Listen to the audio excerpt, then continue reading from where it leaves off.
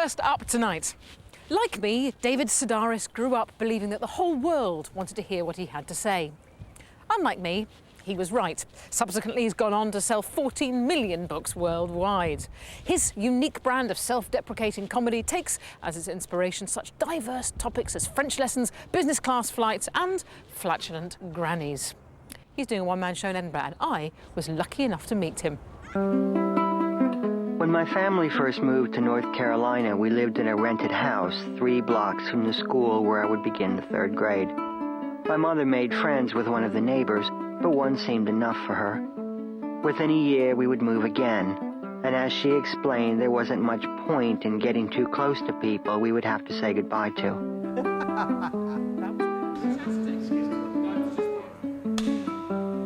We've decided to do this interview in a dissection room in honour of the time I think you spent in a mortuary. Was there a reason, or was it just... I was living in New York and a magazine called and they asked me if I wanted to write for them. And they said I could do whatever I wanted. And I always wanted to see a lot of dead people, but you can't just walk in. But No. This magazine could get me in. I guess the most famous job you had was you started off as a department store elf. I can see that. I'm small and I'm merry. So they hired me. Small and merry is they're the two CV points that you'd look for in an elf. Almost exclusively, you'd think. Exactly. We'll That's wear all a hat. you need. We'll wear a jangly hat with a bell on it. Well, I had an outfit and I did it for 2 years. Was this financial necessity? Was a part of you just thought, I'm home now? I'm with my people. I'm going to stay in Elfland forever. Oh, that's great. You know, no one loves Christmas more than me, but I didn't actually feel like I'm home now. You're constantly writing a diary through all this point, and this is you don't know that fame and success are coming. You're doing it because you need to write. Is writing a compulsion at this point in your life? I think so. I mean, I think it's you know, I started writing when I turned 20. I think I just exhausted every other way of trying to get attention. You know, I tried being an artist, a horrible artist. I tried being an actor. And the second I got on stage, all of my nervous tics came back. And this is just next on the list. But now performance is such a large part of your work. A lot of your time is spent performing your own, doing readings of your own writing. Yes, but I like that. That's Yeah. as far as I'm willing to go. Like, I would not want to You wouldn't do it in a wig. memorize. You wouldn't put a wig on, a little outfit, jazz it up a bit. No, I wouldn't. I wouldn't want to memorize anything. Yeah. I wouldn't, because that changes everything as well. If I'm in an audience, I don't want that person on stage looking at me. Because I'm going to be like this, because I want to be polite and I want them to look like I'm entertaining myself, like I'm prepared to laugh at any moment. So I like it to be dark, and so I can't see them, so they don't have to worry that I'm going to look at them. And all I do is read. I'm not selling myself here, am I?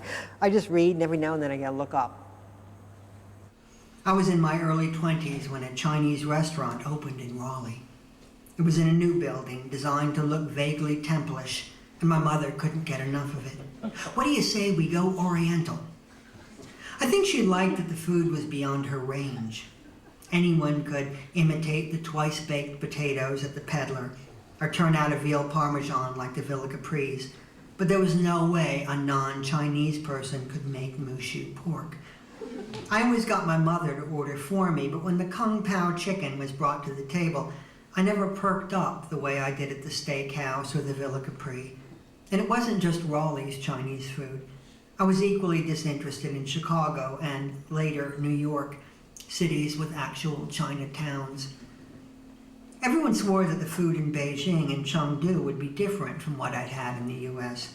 It's more real, they said, meaning, it turned out, that I could dislike it more authentically.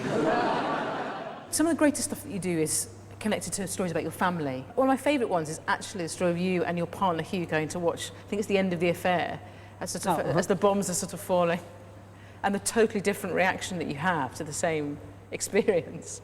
Well, Hugh is it's interesting to think of the person you've been with for 20 years as a character, but Yeah. the character of him is good just because he is such a consistent straight man. So he's always good to... So he's the foil, the kind of... Yeah. He sobbed from beginning to end, and by the time we left the theater, he was completely dehydrated. I asked if he always cried during comedies, and he accused me of being grossly insensitive, a charge I am trying to plea bargain down to a simple obnoxious. My family, it's all stuff that they think is funny. Because often people say, oh, how can they ever forgive you after... Then I think, what do you think I've said about them that's so revealing? Like, I've never revealed any of their secrets. I think maybe it gives the illusion of doing that, but it hasn't really. So I'll say to somebody, like, what do you really know about my sister? She has a parrot. Like, yeah, she has a parrot. That's what you know. I mean, you think you know all of these things. Yeah. See, I know she did something awful in a picnic area. Did I talk about that? I didn't write about that, though, did I? You alluded to it. So now that stays with me now. It's like, what could it be? And there's several obvious contenders, but then I've sort of over time gone, oh no, I mean, actually there's quite a wide variety of things that you could do in a picnic area that would be appalling, you know.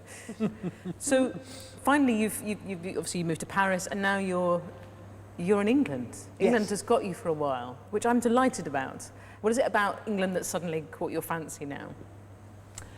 Well, I was living in Paris, and I started coming here to do things for the BBC. I think I came for the first time, I don't know, maybe 10 years ago. And I thought, it's open on Sunday, because Paris is completely closed on Sunday. Yeah. And that was enough for me. Just the secular democracy was enough. That was enough. Yeah. But I don't think people understand either how difficult it is to get your papers to be able to live in another country. So I have indefinite leave to remain now in the UK. Do you? Mm-hmm.